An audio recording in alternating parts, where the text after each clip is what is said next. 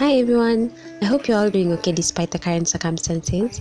This week I decided to share a video of an accent wall that I made for a friend of mine using a similar technique to what I used on my own accent wall. We started by measuring the center point of the wall, both horizontally and vertically, and then proceeded to tape up the wall.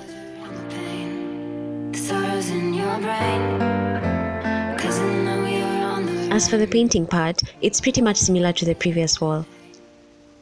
I'll link that video up above for you to refer to.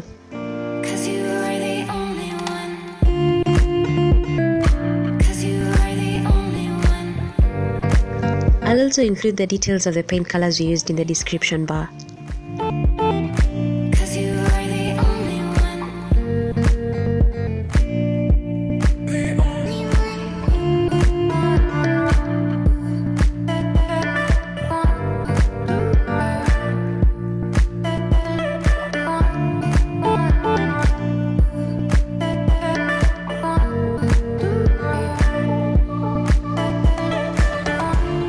I did 2 coats of each color of paint to ensure that the base color was covered completely.